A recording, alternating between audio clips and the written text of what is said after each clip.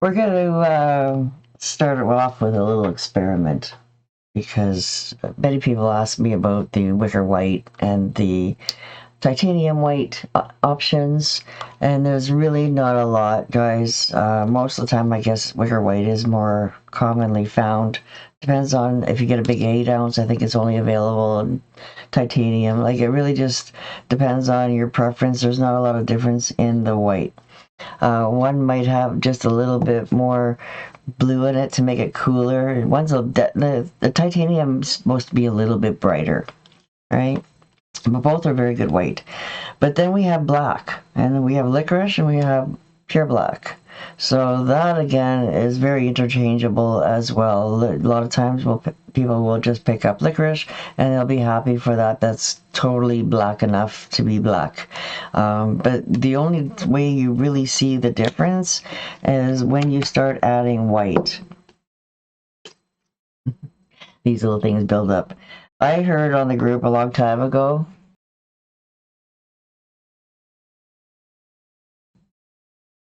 that happened on your paint bottle. The lady was keeping them, and then she made a bracelet out of them all. So they're all different colors.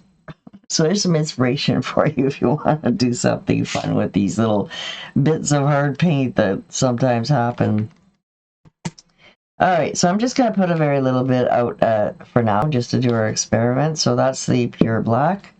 And then over on this side, we're going to put some licorice. Oops, I don't know what that is. A big blob of licorice came out. Well, I'm at the end of my bottle here, guys. And, well, it's not really at the end, but I had it upside down. So some people think that it's easier to store your bottles.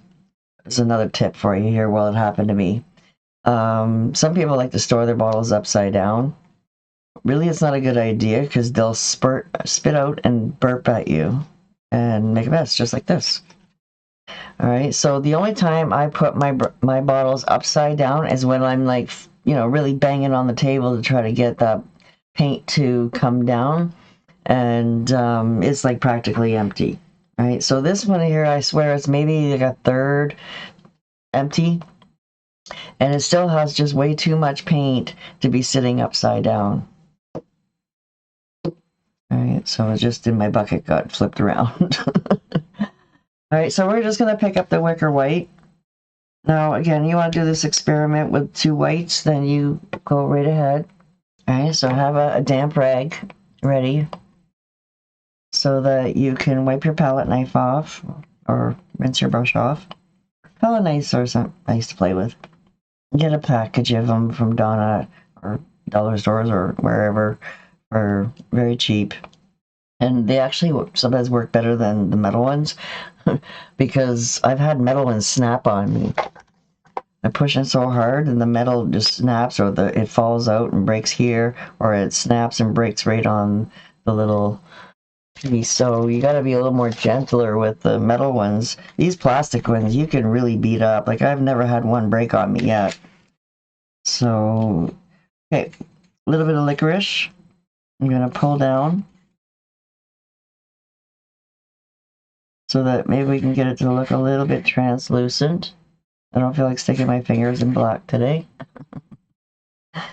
And then we have the real black.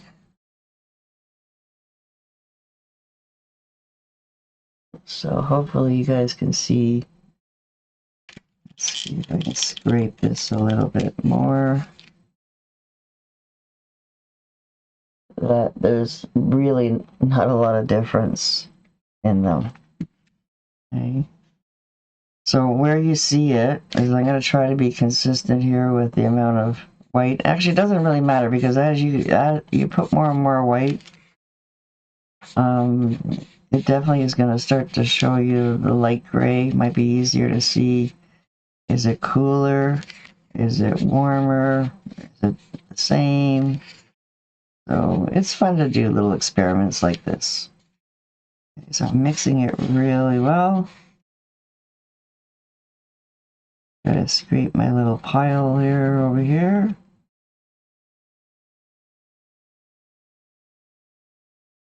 And then I'm going to keep adding some white too over here. Don't do too much because black really takes over fast. And so you might have a really big puddle of muted gray here to play with. Alright, so I'm trying to get it to the same value. Okay, so we definitely need a bit more white. I'm going to take a little bit away from here. So I can maybe use less paint up.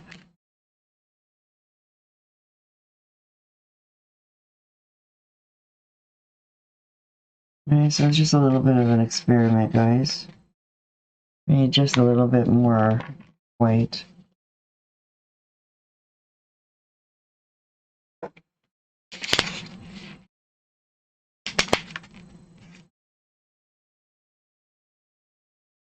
I took too much black over there, that's why. Oops.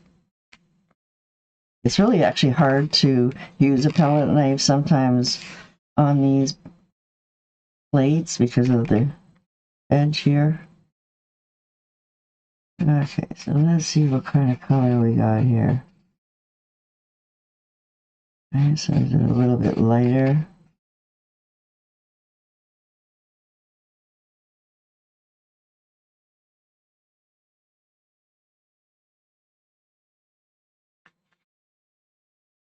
A little bit more white in there.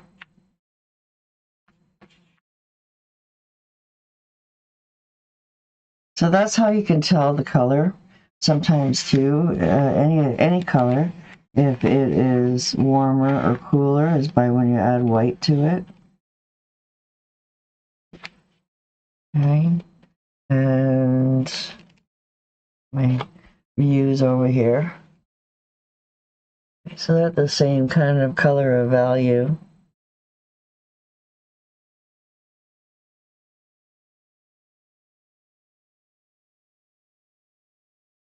But I am seeing a tinge of blue. Just a very, very, very faint amount of blue in this gray.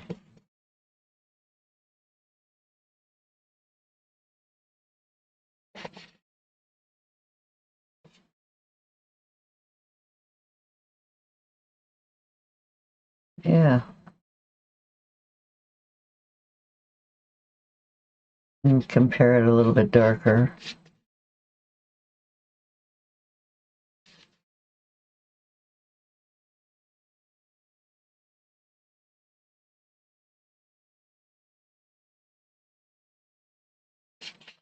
Value is still not the same. So again, really playing with this teaches you a couple different things. You know, is there a difference in black? And, you know, playing with different values. How many different values can you get in here? Now, usually blue makes things cooler, but this one definitely has a tinge to it that is a real gray, like it's very almost green. You know, I almost see more than blue. And this one here, I see blue more than green.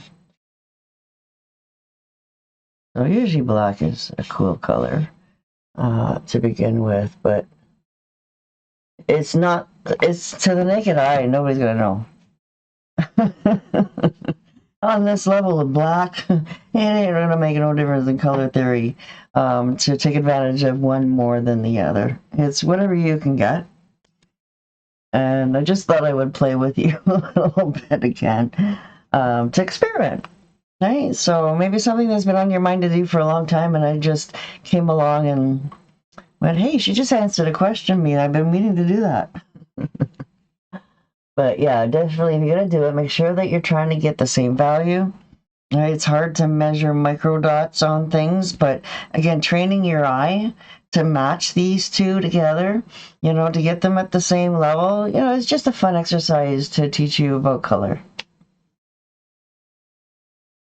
Black is actually a product of all colors put together. If you put every single color together, you'll get some sort of, you know, usually depending on the shades that the paint color companies make. You know, they do put blues and greens and throws that whole theory off together. But if you have pure pigments and you put them all together, the whole rainbow, right? You've got your secondary and your primary. You put them all together and see if you can get black.